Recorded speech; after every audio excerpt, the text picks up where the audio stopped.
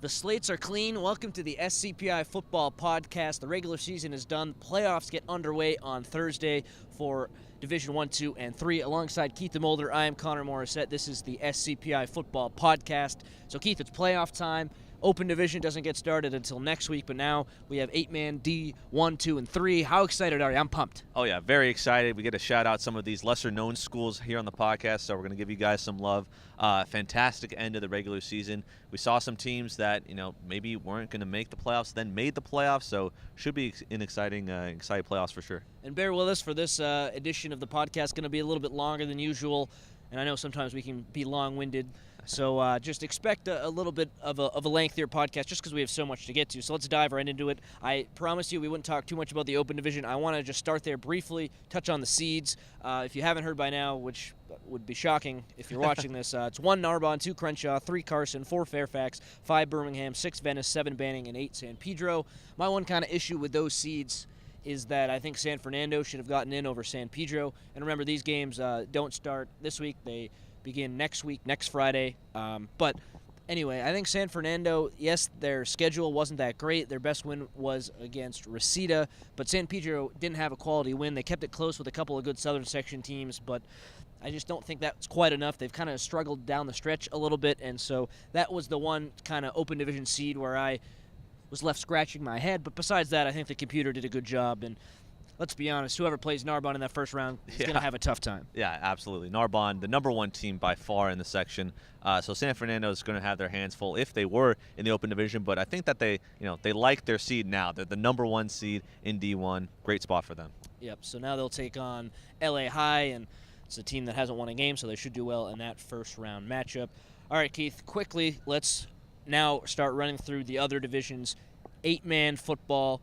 Emil Robinson against North Valley Military Institute is 1 game, and then Bright Star against Sherman Oaks CES. So how do you see these games playing out? Well, I think that Emil Robinson, coming into this whole playoffs, they are the favorite for sure. They're coming in undefeated right now on the season. Emil Robinson, 520 points scored and only 60 points allowed.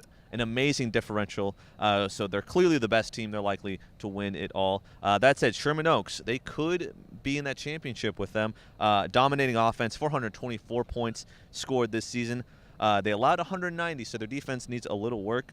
But that said, when you score 4 points a game, you just can't beat that type of offense. So it's likely going to be Emil Robinson winning the championship game, but Sherman Oaks CES, they're going to be in that game as well. So there's your 8-man update from Keith.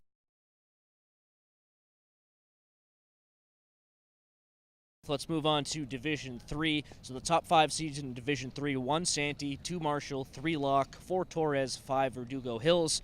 Can anyone stop Santee? I think that's the question in this division. Quarterback Brian Escamilla has thrown for 696 yards and 11 touchdowns, which that's pretty good. But get this, he's rushed for 1,217 yards and 21 touchdowns. I think he takes Santee all the way. But as always, you got to look out for Torres, and Marshall's not bad either. Yeah, absolutely. You can't forget about Locke as well. Looking at Santee, though, you forgot to mention another rusher on that team who's gone over 1,000 yards as well, Joseph Todd. He has 1,623 yards, 10 touchdowns. So that offense for Santee certainly loaded. But looking on the defensive side of the ball, Locke comes in with a lot on the defensive side of the ball. Their defense fantastic this year.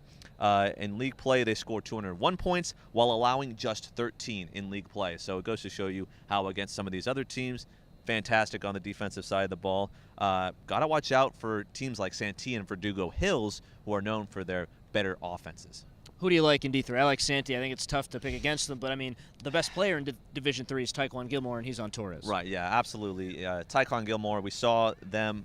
They were losing big without him against that Santee team. Santee has it all, really, in terms of their offense, but I think Locke, given their defensive abilities, they could easily win it. That said, there's some dark horses. Wilson's coming off some big wins. They're on a 3-game winning streak. And then also, as we mentioned, Verdugo Hills, they have one of the better offenses there in that division, Division 3. So it could be anybody's game, but I think it's going to be Locke and Santee, the number 1, number 2.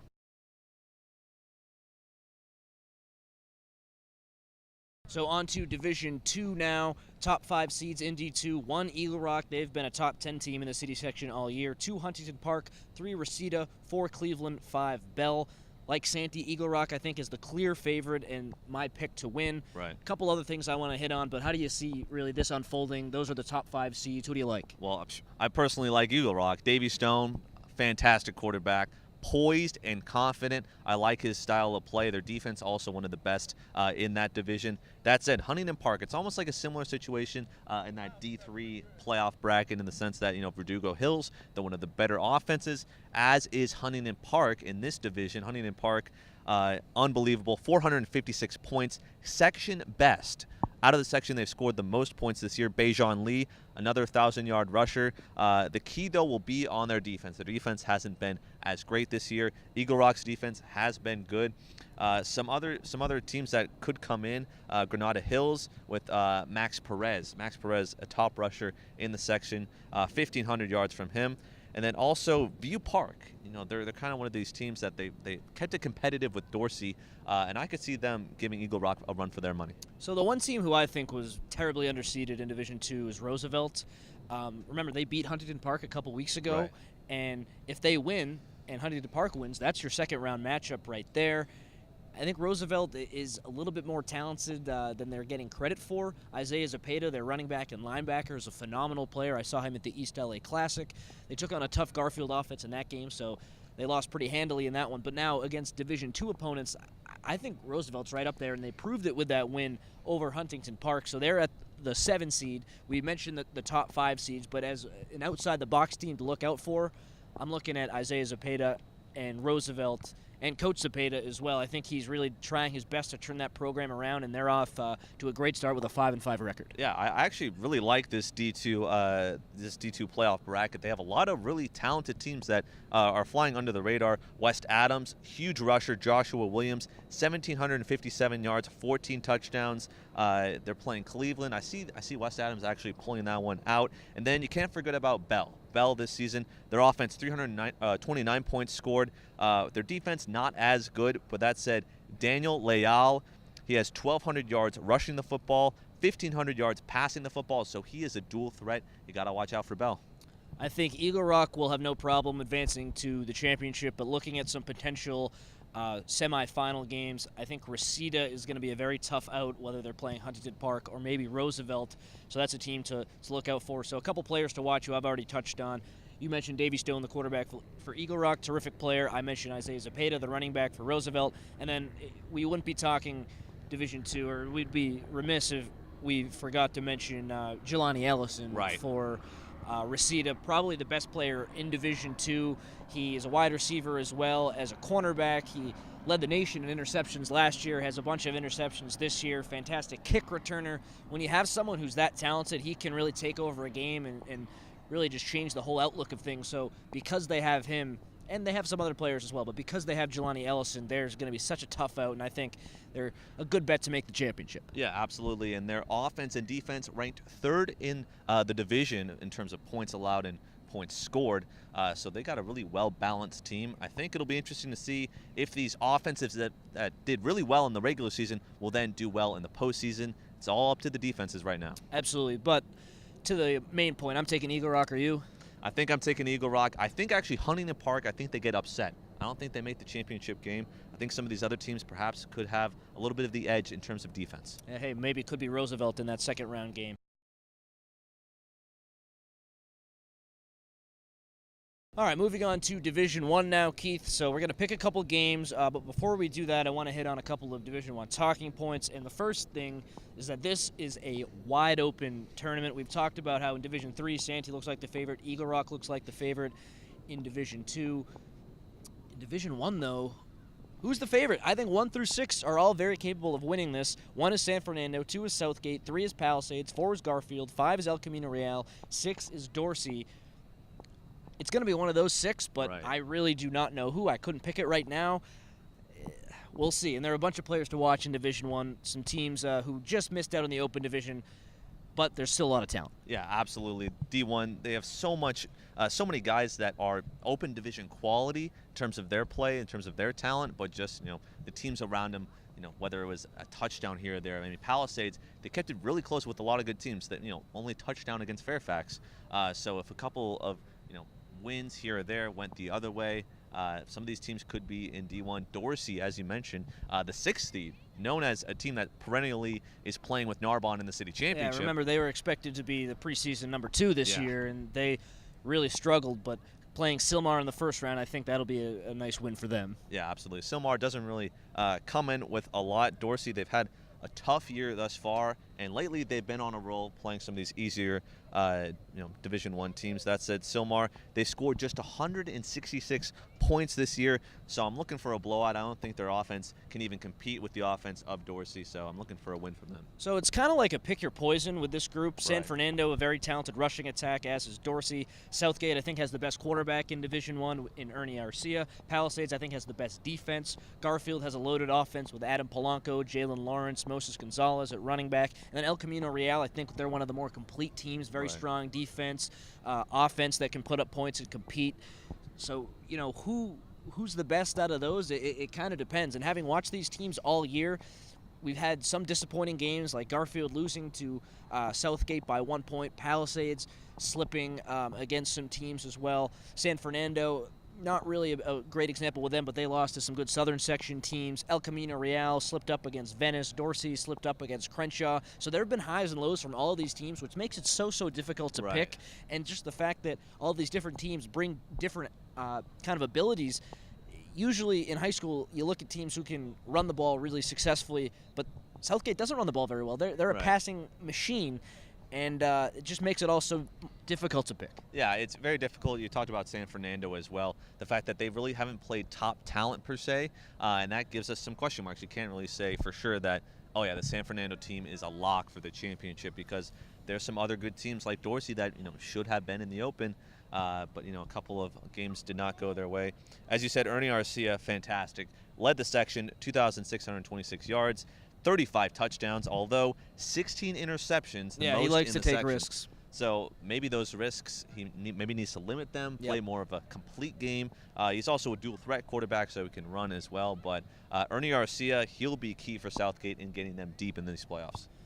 So Keith, let's put ourselves in the spot here. I Okay. think the safe pick in Division I is San Fernando. I think they're the 1 seed.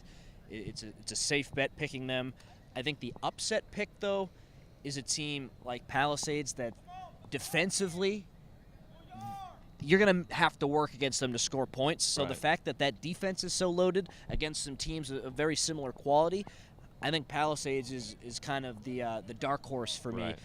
Southgate, I don't quite see them winning at all this year. I think defensively there's some issues, and then the risk they take on offense. Garfield has some defensive issues.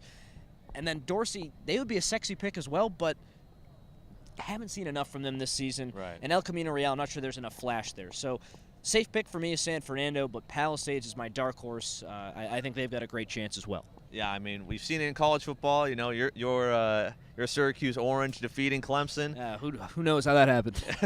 Upsets are they're a way of life in college football, but also high school football. So no team is really safe, especially in this loaded Division I playoff race. Southgate, they do have a loaded offense, but Westchester, they fought some really hard battles. Yep. They've kept things close, so maybe Esteban Bozeman, he has a huge game potentially, and then the tide could turn. So things are always up in the air. But looking El Camino Real, as you said, they played a lot of really good teams, and also to go 5-0 in their league just shows how they're able to overcome that early season difficulty and then go undefeated and make D1. Yeah, they're definitely one of the hottest teams so far. So maybe me saying that they don't have too much flash, maybe they that's the motivation they needed to get over the top. So a few players to watch in Division I, Keith. I want to highlight some that we've already talked about. So Ernie Arcia, a very talented quarterback. We mentioned he takes risks, but I think he's a very good player, probably one of the best, if not the best quarterback in the Division I playoffs, so he's on my list. I want to shout out Kyle Bryant from San Fernando, leading rusher for them, excellent running back. The running backs for Dorsey, Juwan Collins and Charles Mincy Jr., they've been really good this year for a down Dorsey team. Moses Gonzalez, the running back for Garfield, he's had a great season. Then you mentioned Esteban Bozeman earlier for Westchester. He's kind of a jack-of-all-trades running back. He can catch the ball. He returns kicks. He's capable of really winning games for teams, which is why if Southgate matches up with Westchester in that second-round game, it's a potential upset because of Esteban Bozeman. And then finally, Romeo Dubs, the Nevada wide receiver commit for Jefferson. It's going to be a very tight game Jefferson has against Arleta, and Dubs is a very talented player as well who's on the watch list. Yeah, absolutely. And looking at some other talent from that Jefferson squad, Alfred Bobadilla, another guy that's been fantastic this year, player to watch for sure. 2,136 yards and 23 touchdowns, third best in the section through the air. So looking at him and Dobbs, 357 points scored this year, 7th best in D1, and I believe the best in terms of the D1 playoffs. A lot of those better offenses in the open division. So that said, it's kind of a theme here in these playoffs, whether the offense, these top-rated offense in D1, whether they're going to rise to the occasion against some of these better defenses. I don't know. We could see Jefferson maybe going to the semifinals potentially. Yeah, absolutely. This is wide open, not just 1 through 6. There are some other teams like Westchester, like Jefferson. And, we're both picking Jefferson, but Arleta, they've won a bunch of games in a row as well, 6 in a row, so look out for them. So I want to talk about picks. We usually pick some games. I'm going to make it easy for everyone. I'm taking every seed that is supposed to win, so I'm going to take the 1, the 2, the 3, the 4, the 5, the 6, the 7, but then I'm not going to take the 8. I'm going to take Jefferson over Arleta. Like we talked about, I just think Dubs is a special player, and he'll be able to take him over the top against Arleta. And then that'll be an exciting second-round game, San Fernando against Jefferson. That should be an exciting matchup. Yeah, absolutely. I don't think that there's any team other than Jefferson that's underdog that has the chance to win. These higher seeds are clearly the better team. That said, it's going to be interesting coming into the second round. We'll see it next week, of course, what exactly happens. But I think that looking at San Fernando, they're going to be tested against Jefferson. I don't think that we've seen San Fernando go up against an offense as loaded as Jefferson is. So it'll be interesting to see. Hopefully, for San Fernando's sake, they don't get upset in the second round. So, Keith, before we end the podcast, I gave you my safe pick and my kind of dark horse pick. Who do you like coming out of Division One? Division One. This is tough, but I'm going to say the pick that I like as my dark horse is going to be Dorsey. Fair. I think that the Dorsey Dons, they have a lot to prove. They're not even in the Open this year. They're coming in. A lot of people are doubting them, and I think that they're going to come in with a lot of fire. Isaiah Smalls, he really cares about this team. Sometimes his precision passing may not be there because he's a tight end coming in. And I saw Mekhi Ellis is actually back for them. So really? He's been out to tight end. Yeah, Mekhi Ellis played in their most recent game, so he's back healthy for the playoff push. So that's a big plus for Dorsey, something I totally forgot to mention. So thank you for bringing that up. Yeah, Isaiah Smalls is no longer back at quarterback for them unless Ellis got hurt in the most recent game, but I don't believe that was the case because he was the only quarterback listed online. Big time for them. That's important. Yeah, absolutely. And then to my for sure pick, Dorsey was my dark horse. I'm going to go with Southgate. Really? I think it's a little bit unexpected considering that their defense hasn't been that great, but Ernie Arcia and that offense, I think that's going to be the theme. Offense is going to win championships, despite what they always say about defense. I think Ernie Arcia, it's a magical year, and it's going to be a magical ending for them. I mean, Arcia, he's been on our show. He's a leader. He's a fantastic player. You mentioned the interceptions. Yeah, he gets picked off a lot, but he takes risks. And I respect the hell out of him. I think he's a fantastic player. So even though I'm talking about a Southgate potential upset in round 2, I respect that pick. I think the world of Arcia. He's a fantastic player. Any closing thoughts? I think I've laid out everything that I need to lay out about these playoffs. Any last thoughts from you, Keith? Yeah, I'm just very excited, especially to see some of these lesser divisions. We gave some shout-outs to Locke as well as Santee. But, it's interesting to see, D3, Verdugo Hills maybe could be a team that upsets some of these top seeds. D2, very loaded as well. So a lot of talent for sure. And I like that these playoffs, they have a lot of different teams. Some may say, oh, why is LA High in here? But anything can happen in high school football, even LA High. On the record, are you taking them? No, I'm just kidding.